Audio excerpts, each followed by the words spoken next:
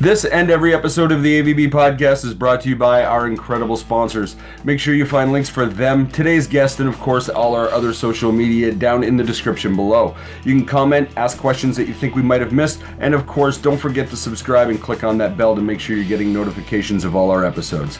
Alright, let's get to it. Sugaray Rayford is one of the most incredible performers I have ever had the pleasure of seeing live. He was here in Windsor a few weeks ago as ambassador to Windsor Blues Fest, just one of many stops as he travels the world year-round. His hard work and enthusiasm and clear dedication and connection to his fans have earned him many accolades, including a Grammy nomination. I want to say thank you to Carol and Rob Petroni, organizers at the Blues Fest, for helping us set up this incredible interview with an amazing dude that I'm sure you'll love. Let's get to it. Ladies and gentlemen, Sugaray Rayford. Hey, how's it going, everybody? Today we are sitting with my guest, Mr. Sugaray Rayford. Dude, how's it going, man? Going good, AT. How about yourself, bro? Excellent, brother. Right on. Thank you for coming and hanging out with me today. I got a chance to see you for the first time yesterday. Okay, right on. And man, I gotta tell you right out the gate, probably the best performance overall I've ever seen in my life. Whoa, that sounds a lot. Thank you. I see a lot of stuff, and I've never seen anybody like bust their ass to connect with a crowd directly the way you were. And like yesterday, you were on early, so there wasn't a huge crowd in the Festival Plaza. But man, you were working every one of them. I saw you shouting out people to the back in the beer tent and stuff. Like. You got to do it, man. That's what it's about, though. I mean, people came to have a good time. I want to engage everybody. Right. So I saw that right away. Let me start with you the same way we normally start with all our guests. I go right back to the very beginning. Okay. Tell me about the house you grew up in.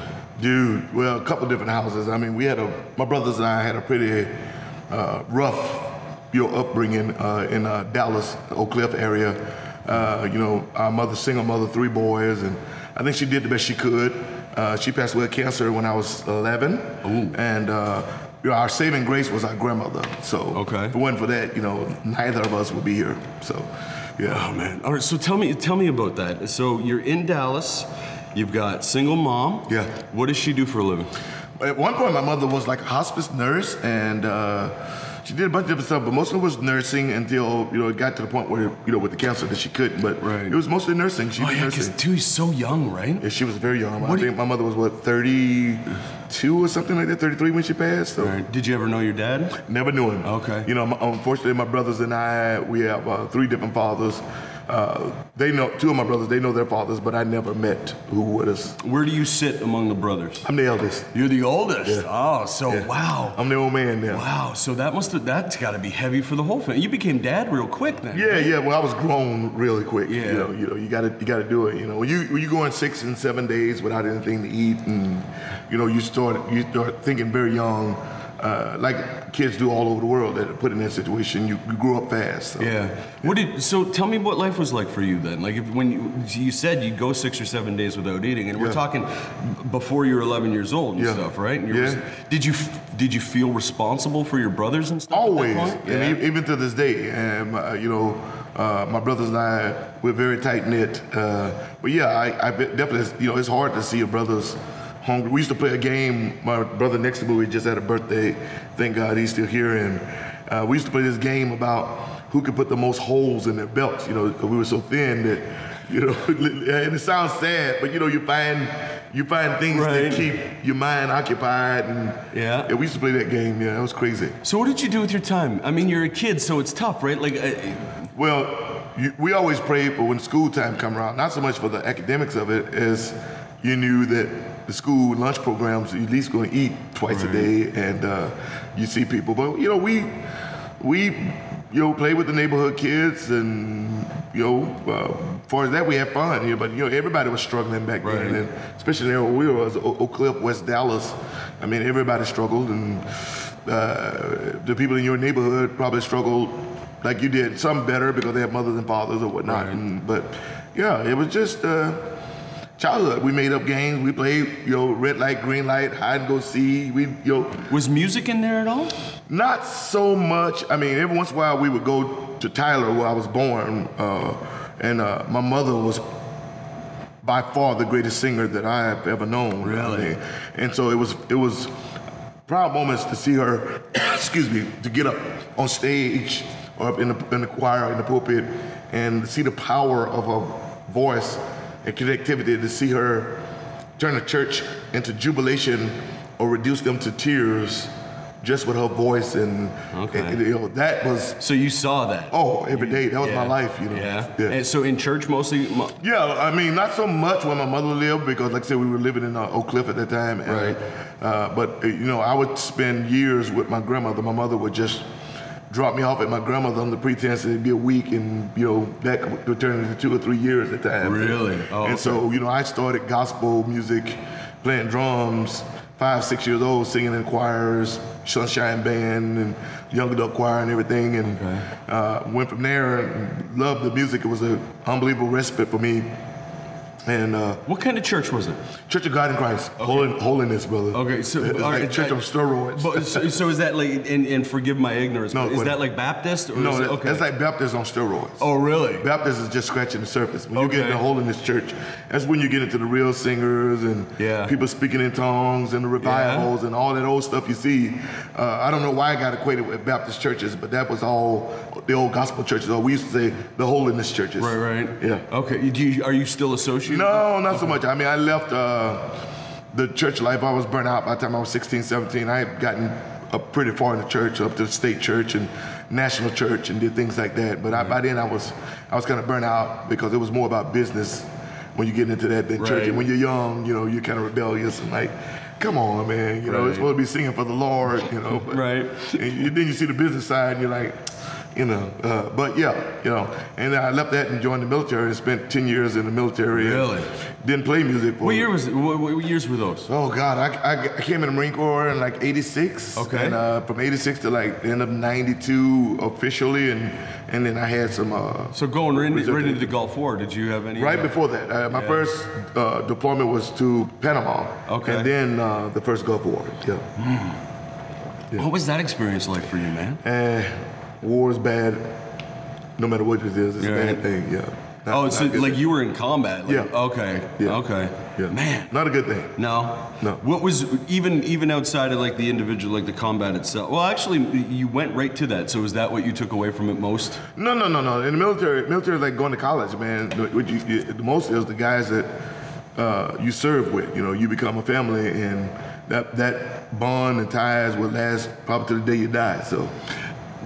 It's funny because you talk about the bonds and your connections, and the first thing that I said when we sat down was how you connect out to your audience. I wonder, was that something that was always easy for you, was connecting to other people? I always say that now, but as I get older, I realize a lot of that came from all those years of gospel music, because gospel music, and I had great gospel teachers, music teachers in gospel music, but gospel music is always about the connection. Mm-hmm. It's what the songs are saying, and making sure that you're giving the emotion, the words, the feeling of what the song is saying. And to do that, you must connect with the people, or otherwise you're just up there making noise. Okay. Yeah. And how did you learn that? Where did that come from? You said you had good gospel teachers, but was that... Well, maybe, some of it was already in me, being my mother's child. Like, were you a mouthy kid? Like, were you the neighborhood kid that ran around and like talked to everybody and got their nose involved in all kinds of stuff, even out of like, I think I talked to everybody, but no, I wasn't a nosy guy. I mean, we just had friends and just kind of, I made friends easily, but I never thought about it. I mean, that just me. Yeah, I guess, right. So, but in the gospel thing, people that Ricky Warren, Alvin Mason, and people like that. My friend Tony Williams, they really cultivated that and kind of gave me direction with it when it came to being up in front of people in a different medium when you're up as a singer or a choir director, and it's a little different than just talking to someone one-on-one. When was the first time you took that front man spot? Because I'm guessing that's not what you started. I think I did my first solo in church about 10. Wow. And then I started getting into the choir directing thing, which I really loved. And by the time I was 16, I directed mass choirs, and we were running workshops, myself and my friend Tony Williams. And we worked with the Henderson Mass Choir and some other mass choirs, but mostly it was with IYC, the Independent Youth Choir. And at 16, that choir was 300 plus choir members. So. And you were running that? Yeah, well, I was the choir director. What does that mean specifically? Like, so you as the choir director, you have to know the songs better than the choir and the musicians and the even the singers, because you're directing the choir. Right. So it's no different than on stage now. You're taking the song. Sometimes you have a song. It's just a song. Now it's your job to embellish that song and make sure that these 300 voices are connecting with those people that are behind you. Right. So. Okay. All right. So basically, you're running the show. Yeah. I hate to say that, but yeah. It's funny because that was one of the things that I noticed, and it's one of the things that I always notice in any really good stage musician. I got an opportunity where I was sort of off to the side stage. As you were going into the song, you brought Diana and Kathleen Murray up on the stage.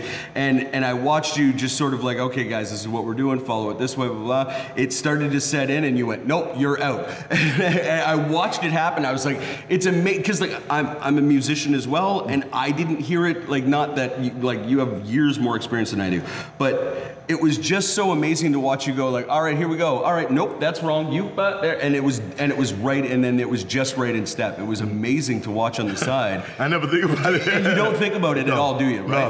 When you're on stage, when you're performing, what is it that you're thinking about? What is it that's going through your mind? Literally the song that I'm singing. Yeah. And how am I approaching that song with the feeling that I'm getting from the crowd? Okay. So that's what goes through my mind. And that encompasses everything from how the musicians are playing it to how the people reacting to what I'm going to say, how I'm going to sing this phrase. Mm-hmm. It sounds complicated, and maybe it is, but I've been doing it so long that to me it's instant. It just comes. It comes naturally, right? Yeah. So it's not something that you have a consciousness with anymore, no. Right? You're just up performing. Yeah. Do you remember? This is kind of a stupid question. No such thing. Yeah, well, give me a minute. Let me prove you wrong. Do you remember a time when that wasn't the case? Yes. And do you have any sort of like connection to a moment when you went like, oh, I don't even think about that anymore? Yeah, I mean, when I'm on stage, I'm hypersensitive to everything that's, everything that's going on around me. Right. But there's been times where, for some reason, I feel like I'm not connecting with the audience, or the band is not connecting with the audience, and the thing is, in younger days you get frustrated. That's now, with thousands of shows around the world under your belt, you realize how to, without even thinking about it, how to get the most out of your musicians, hopefully without offending them, and getting that across to the audience. Right. Yeah. Okay. Yeah. No, that makes sense. If I'm answering that. No. Yeah, it was a dumb question. So no, I didn't think it was. I thought it was a good question. It's a lot of what motivates the podcast, and a lot of what motivates a lot of these conversations for me is the idea of how human beings learn stuff. Yeah. Right? Yeah. So I'm very interested, especially when I get to talk to somebody like yourself who's clearly an expert at what you do. Oh, thank you. You're welcome, but like I don't know that you don't know that. I don't think really? about it. I don't see it. How is that possible, man? I just don't think about it like that. I am a humble person, and that is why every show I'm a nervous wreck. I don't know how it's gonna go, and I want to put on the best show that I can. And my main thing is I'm always thinking about the people, because they spend their money, their time, and their effort. And so when people spend money, time, and effort to come see you, I want to make sure I give them an experience that's worthy of them spending their time and effort and money. I understand all of that. Don't get me wrong. That's not even what I'm talking about. That level of it is not what I'm talking about. Clearly the same thing with us. Like we're definitely, we want to make sure that the audience is getting what we're always sort of looking at what you're doing and changing it around and that stuff. I understand that. But when you're not on stage, when you're not standing up there, you're good at what you do, right? No. Get the fuck out of here. No. That, really? No. And I struggle with that.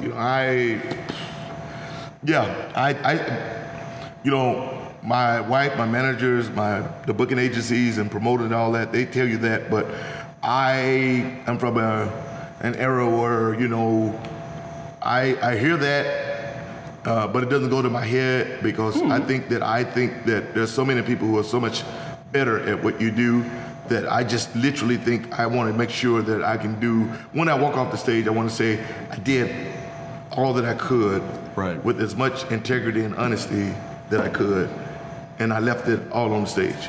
But you don't realize that that's what makes you good? No, I never thought about it like that. But you do understand that there's now, and this is a really, because of the audience that we have, this is a really fine line to walk, because I've stepped over this line by accident before. There are professional musicians, right? And there's musicians. Let's just divvy it up. There are musicians, and along those lines, there are the people who do it for fun, and then the people who do it for a living. Right? The people who do it for fun, set it aside, man. That's awesome. Some of them are more talented than anybody who ever gets on stage, and I'm not setting any of that. I know some. Yeah, me too. I know a guy that plays a sitar on the street across from here that is better than any guitar player that I've ever met in my life, and he plays it on the street and at home and then teaches, right? He's amazing. But of the professionals, the guys who choose to do this for a living, the cream of the crop is easy to pick out, because they're the ones that do all the stuff after the show. That doesn't stand out to you at all? When you say after the show, what do you mean? You do all the work. I watched you go, like, on stage you're phenomenal, and we can talk about that all day long. But outside of the stage, you go down, you're doing the autograph thing and whatever, and that's easy to say, oh, that's part of the job or whatever, but you know damn well there's a whole bunch of musicians out there, professional musicians, that don't spend the time to do that. And I never understood that. I've never understood that. And I would never be, and believe me, I'm a headline act at a lot of places, and I know a lot of headline acts, and I know people that will not come out to sign CDs or talk to people, and I don't understand it. But I grew up that, it's a connection, and I want to make those connections, because when I connect with people and they get to know me, then they feel, in my mind, I think they feel obligated to want to see you, or they want to see you because they had a real connection, not just they just came to see a show, like they know that guy, man, this guy. And for me, the example is BB King. BB would sit sometimes 2-3 hours, signing CDs, talking to people, and shaking hands. And in my mind, I always think, like, how rude is it of a musician? Again, it goes back to that people spent their time, money, and effort to come see you, that you can't take a few moments out of your life to say hello or take a picture or a hug. To you, it may not mean anything, but you have no idea what it may mean to that person. And you can have the greatest publicist, the most money in the world, but nothing beats genuine connections. And when you do that with people, and those people tell other people word of mouth to their friends that trust and believe them, you can't build that kind of, you can't pay for that type of camaraderie. And when people do that for you outside of the quote unquote business, then you've won, in my mind. But now you got people, that's the great thing about, I go back to Mr. King, is people felt connected to BB, not just it was BB. It was like, we're going to go see Uncle BB, this, and I want that. I want that thing that old time musicians had, that thing where you had fans that were loyal for life, not in the days where people are loyal per single or per album. And yeah, you had a great album. That was a great album. We enjoyed it. Your next album sucked. We don't really want to hear you because there's no connection to you. There's only connection to the song. That song, right? Did that make any sense? That makes complete sense. That may have been the best way I've ever heard it sort of put. I wonder, from your perspective, how long have you, how old are you now? 52. Okay, so you've been playing for a year or two. In your time, you've seen the way the music industry, like the music industry overall, has changed. And I'm not going to put anything on it. Tell me what you think the difference is today from even 10 or 15 years ago? Like, what is it that required of a musician? A lot of musicians are not understanding the business side of it, the business acumen, and being self-employed for so long. I mean, now I've got the record companies and the booking agencies and all that, but my wife was my manager. We've done it for 20 years. She still is. She's the one that answered my email. Right on. We've done it for 20 years on our own. Yeah. And the days are gone of the million selling albums. Right. The record companies came in and really businessized the business, and that's fine. But at the same time, they took away the individuality and tried to mold everyone into, well, Epic had a guy who made $1 million doing his music like this. We want to find a guy that does music close to that, right, that has that look. Well, now you've streamlined the music thing, and not in a good way. Right. Because the great thing about music is the eclecticness of it. The individuality. And in the last 15 years, it seems like the corporations have tried to take out the individuality and make everyone streamlined. Like, let's go with rap. Yeah. You know, when I grew up in rap, I was an original b-boy and breakdancer and the whole nine. Right. The great thing was you had 15 rappers and none sounded the same. Right. And that was what was so cool. Right. Now, you have 15 rappers, and I listen to them, and I'm not taking anything from them, but it's hard to distinguish one guy from another. Right. The hooks are almost the same, the melodies are almost, it's weird, you know? Yeah. So it's kind of throwing it back into the days of the 50s and 60s, where if you are a musician and you're willing to get out and play live, and that means doing 150, 200 shows a year, you can make a better living and a better impact than the guys who has the $1 million record contract behind his head, and you're going to wind up being here twice as long. Way longer, right? So it's funny because as I've been exploring all of this, it was a theory I had coming into it that seems to be proving itself more and more true. It is about that now, right? Yeah. If you can be a touring musician, if you're willing to get off your ass and move, yes, you can make a living doing this, right? Yeah. You tell me about your experience sort of learning that, because you learned that through a time when most people were still trying to figure out what the business was. Well, you know, does it help coming from gospel that's kind of always been a little bit underground? A little bit that, and my wife, and I call her my sister, my wife's best friend, or, you know, she's a CEO of a big Fortune 500 company, and my wife runs a part of one of the biggest hospitals in the country. And the business side of it, you know, we sat down and wrote out business plans 20 years ago for me and really looked at it and all that. And what we found out was that having a record deal was not the greatest thing for a musician, which is kind of counter what the culture thinks. Yeah. Everybody wants a deal. Actually, the record deal works better years later in your career once you're established. Right. But beginning, because what happens is you get too many people who try to mold you into what they think you should be, instead of waiting until you've played a few thousand shows and drug gear and played the bad shows and the good shows and really find out who you are and what you are, and then coming out. Then there's a few people that come out with record deals off the back and do a great job and they're phenomenal. Right. But it's kind of like the basketball, using basketball is kind of like the draft. For every LeBron James or for every Michael Jordan, there's 400 guys that was really good and right, very close to that you would never hear of. Right. But for some reason, they didn't get that extra push, that extra step. I think it's even different than that, because I think in basketball the problem is the only prize is the prize. Where in music, you would think that, but the thing is, it's done the same way. You have scouts. Right. They're out there scouting these ball players. You got to think about a guy like Michael Jordan. Right. A guy like Michael Jordan, and people forget that, yeah, we call him the greatest of all time, but you forget it. High school, he was cut from his 11th grade team. Mm-hmm. He was in 11th grade, got cut from the team. Mm-hmm. Went home, worked really, really hard.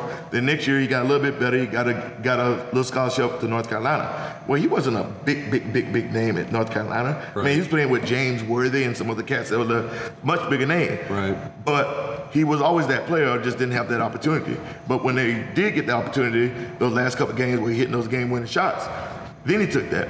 But people also forget, but because of all that stuff behind him, he wasn't the #1 draft choice. Right.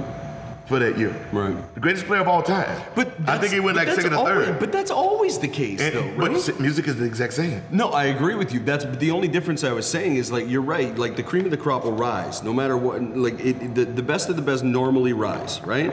I think the difference between basketball and music, though, is that in basketball, with the exception of like European leagues, and don't get me wrong, we're talking about sports, which is so out of my. I'm really talking about the sports as it is, and not even just the players. As is, I'm thinking about the ownership, and the ownership to me representing basketball players is record companies. Right. It's what they perceive to be a next level.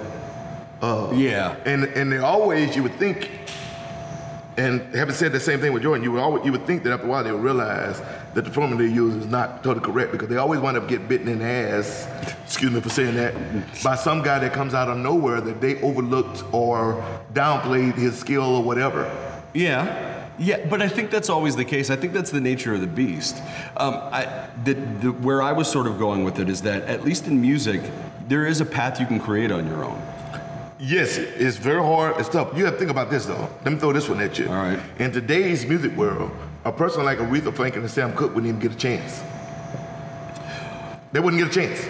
No matter how phenomenal their voices are. Right. They would not get a chance. They don't have the look. They don't have the blah, blah, blah. They wouldn't get a chance from the labels, from the industry, but they definitely, if they were motivated enough, they definitely would have a chance to build a career with their music still. Right? Yeah. And that's kind of the point that I'm getting at, because in this conversation about how the industry changes, and it's tough because it's not like I'm in the industry. It's not like I'm running around and I know how the contracts work and this, that, and the other thing. But what I am involved in is, these kinds of like local scenes where independent guys are just kind of going out to do it for fun. And sometimes more than fun. But I sort of, because I've seen the label side of it a little bit through the interviews, and the passion that these guys have coming up, I think one of the things that you can do in music that's different than anything else is that you can find that path. You can get a van and drive up the road and book yourself at club after club after club. And I think, like you said, back to the 50s and 60s, why, everybody points to the 50s, 60s, 70s as the greatest era in music. Well, why was that? Well, because in my opinion, it was because the record companies didn't hold as much sway as they do today. Because if you wrote a good song in the 50s and 60s, you could get it on airplay. Okay. Today, you cannot. You're right. But I don't think radio is nearly important as it was back then. It is, which is the very reason why big record companies put millions and millions of dollars into radio. You're fair. Fair. The thing is, it's almost like subliminal messages to the populace, because we don't think about it. Because it's in the background. But these guys would pay millions of dollars to make sure that this song from this particular artist gets played 15 times on these 25 radio stations a day. Yep.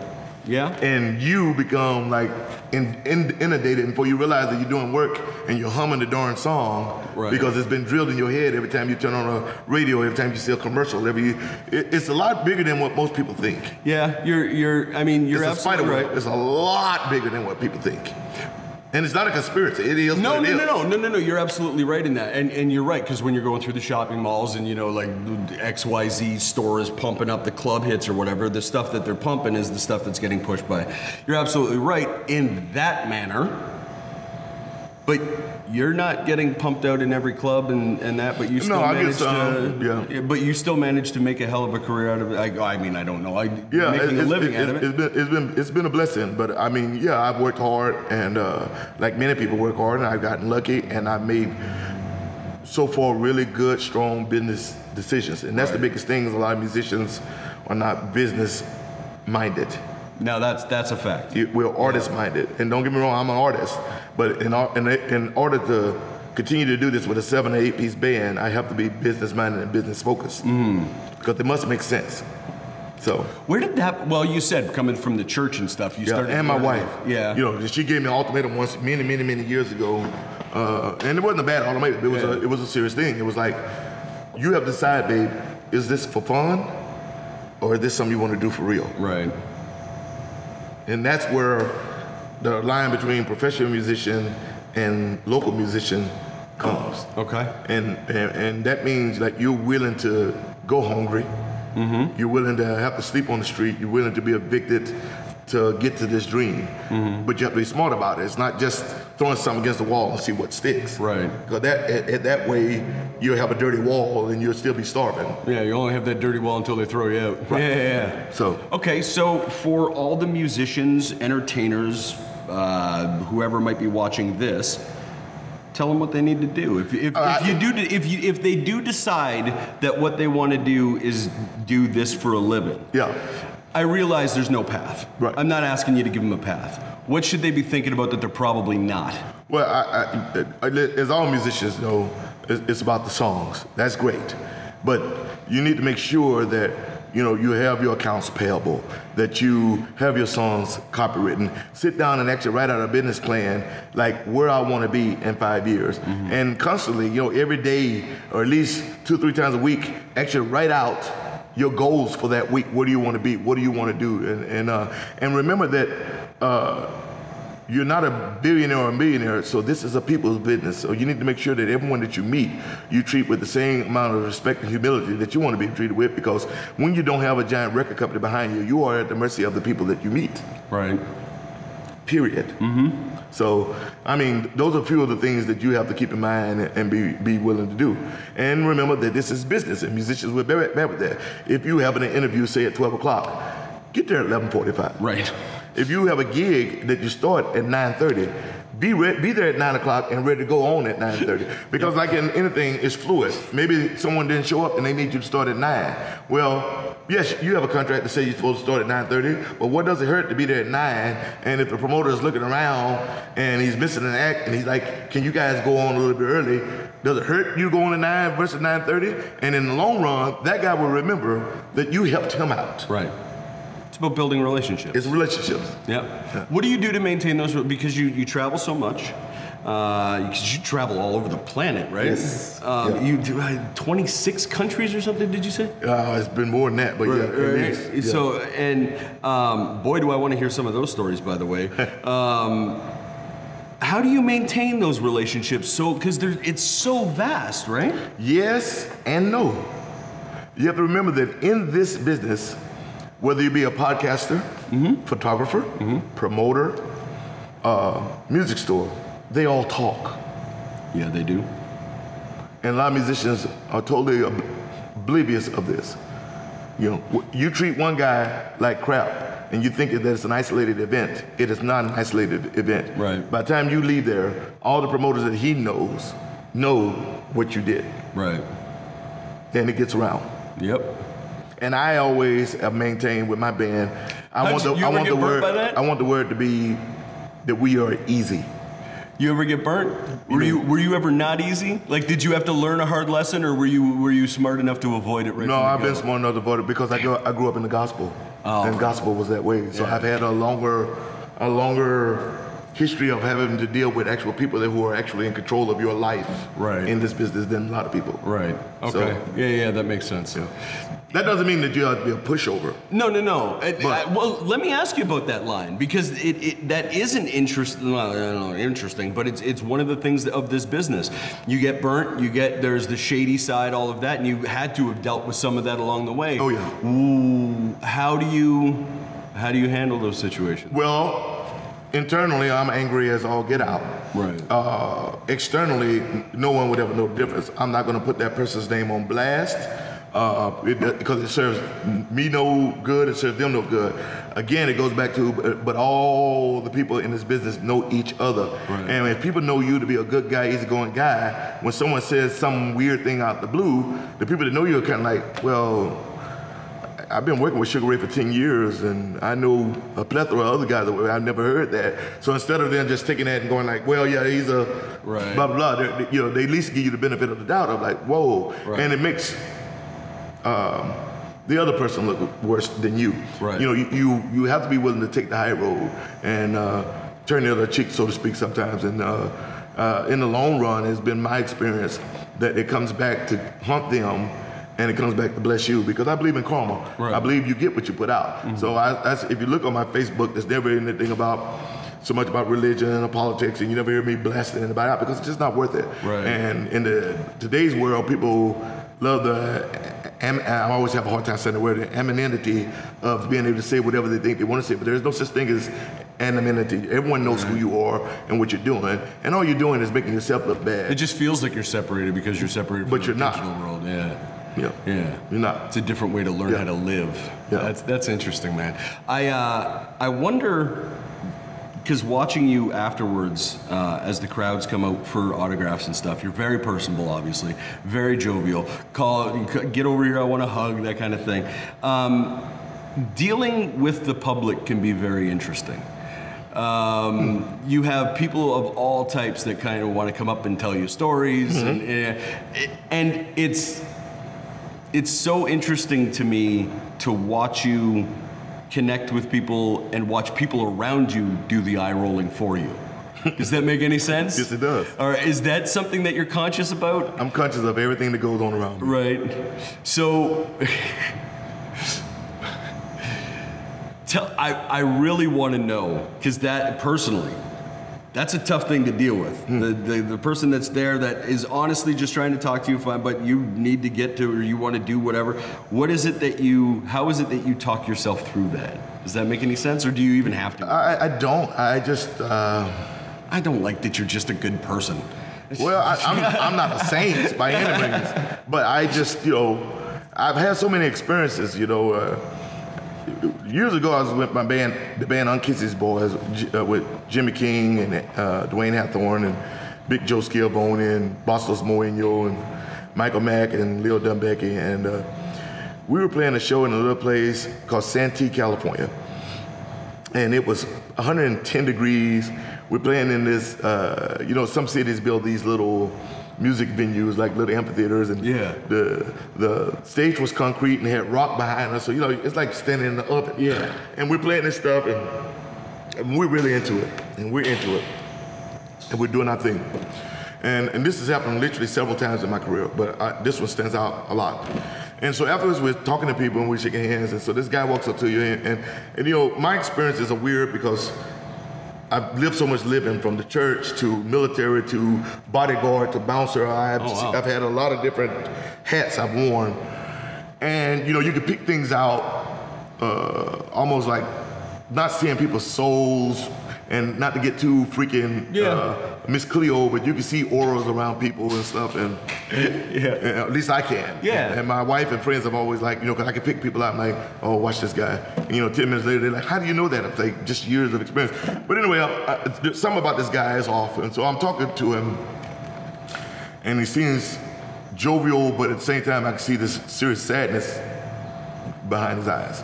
And 10 minutes in the conversation, he's like, I live in an apartment. There's an apartment complex away from us, and people had the windows open. They was listening, and he's like, I live in that apartment right there, and that's my bathroom. And I said, oh, okay. He's like, and I literally had the gun in my mouth, and was literally seconds from pulling the trigger, and I heard one or two songs that we were doing, and it literally turned me around, and then I walked downstairs and came over to the park and listened to the music and blah, blah, blah, blah, blah, blah, blah. And I think a lot of musicians sometimes forget, we get so wrapped up into our own songs and what the song's about, that you forget you should be writing to help other people. That's what the experiences are about.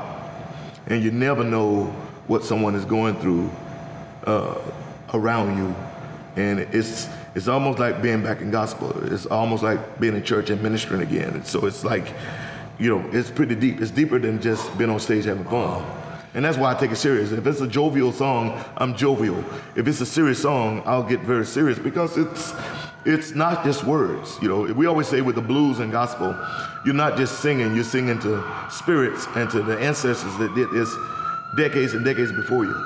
Yeah, sorry for the background noise. It's a big city, brother. It is, man. Wow, what a powerful story. What a powerful story. Walking away from that day, what was that like? What was when you first walked away from that and had a minute to yourself? I just remember that. I remember feeling like, okay, well, I'm doing the right thing. Yeah? Yeah. That's incredible, man. Wow. You've traveled around so much. Do you spend time enjoying the travel at all? No. Yeah, I knew that was the answer. No. No?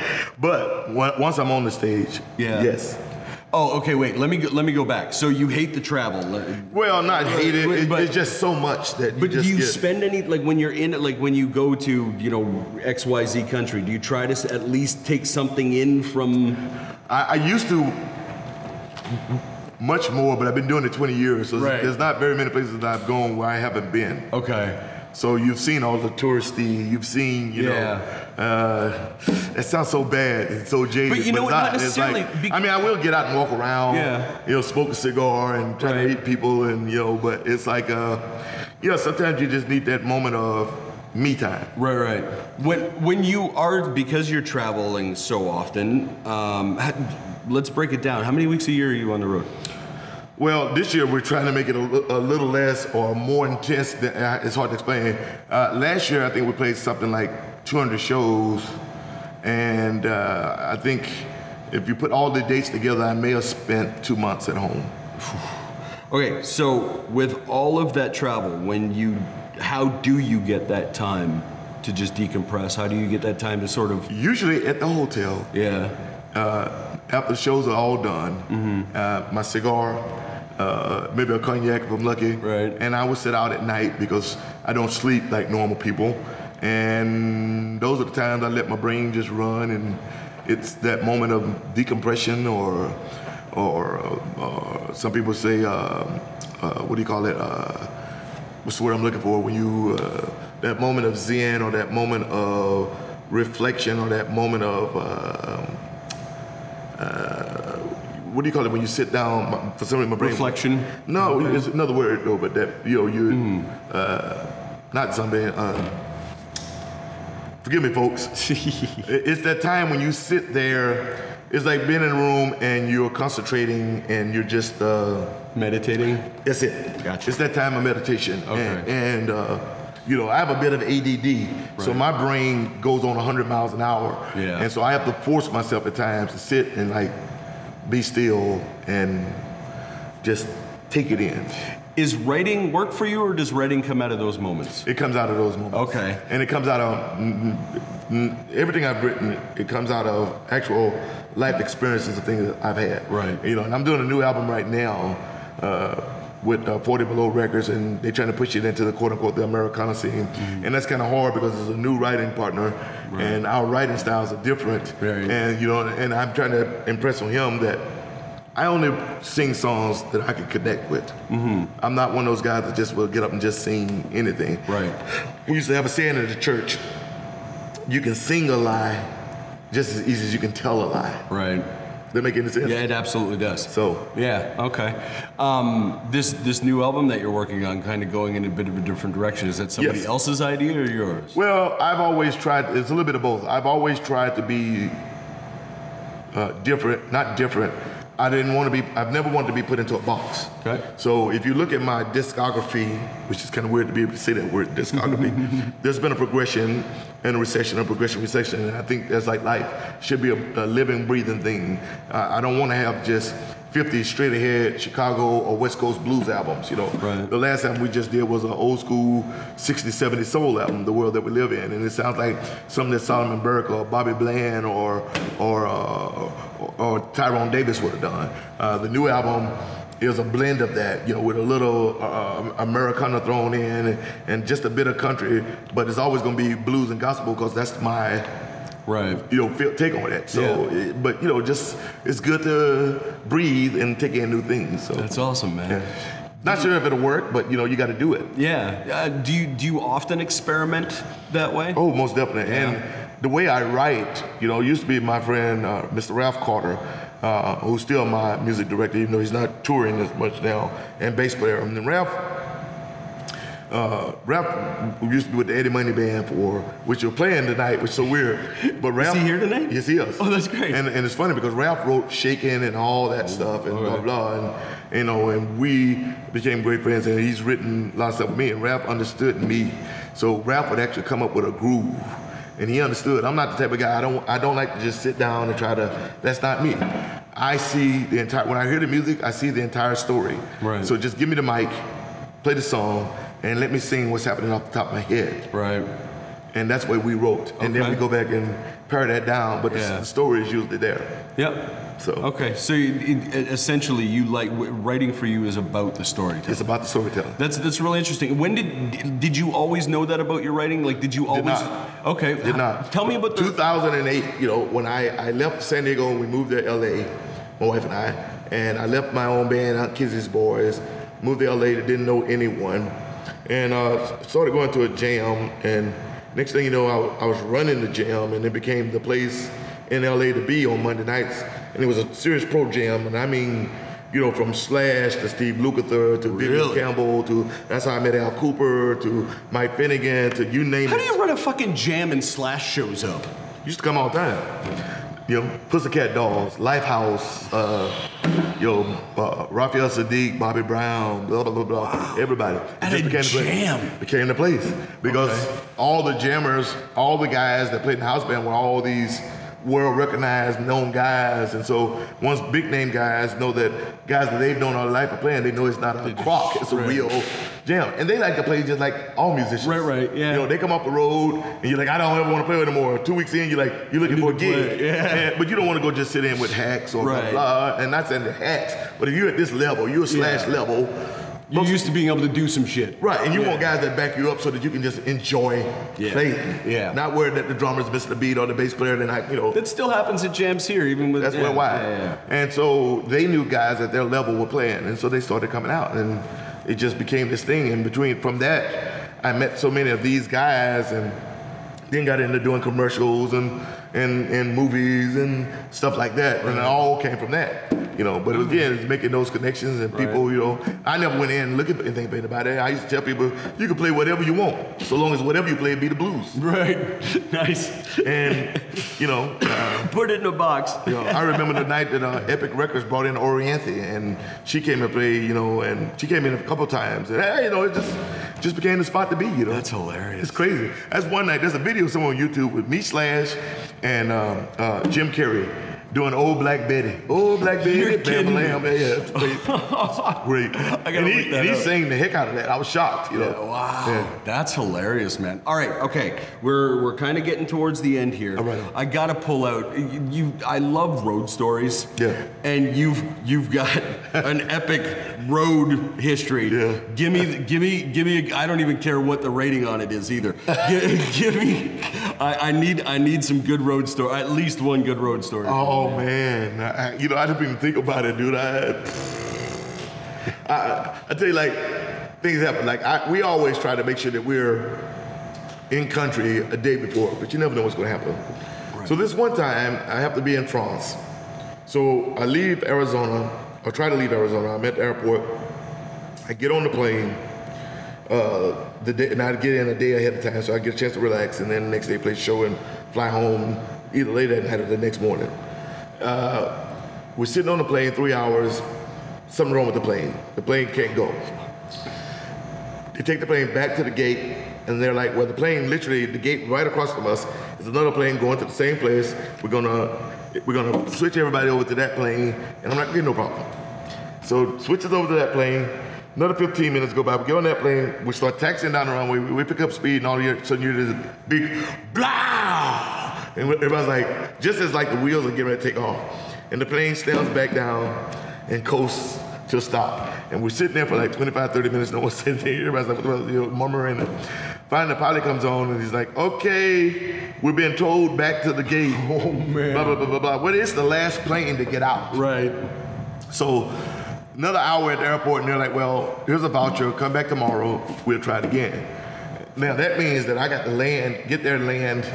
So, come back the next day, there's still some problems. The airline didn't even respect the vouchers that were given. Right. Anyway, to get us on a plane, I fly for 15, 16 hours by the time you do the layovers. I flew from Phoenix to, I think, New York to London, London to where I need to be in Paris. Right. Get off on the plane, they pick me up, we drive 2 hours.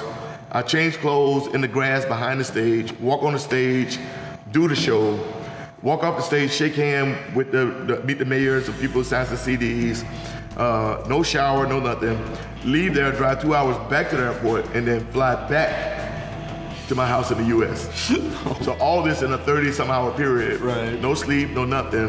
And that's just life on the road. You just roll with it, dude. Dude, it's amazing. Thanks for hanging out with us, bro. Thank you, brother. I really appreciate it. Hey, you guys, have fun. All right, folks, that'll do it for this episode of the AVB podcast. We hope you enjoyed it. If you did, be sure to go down and click on the subscribe button to make sure that you can continue seeing our episodes as we put them out. We do a lot of videos, and there's a couple of them here that we hope you'll enjoy. There's one up there that we think you might like, and of course, there's one of our playlists down there for you. Make sure you say hello to some of our sponsors in the links down below while you're there, and of course, you can find links there to today's guest and all of our other social media. Thanks for hanging out with us. We'll see you next time.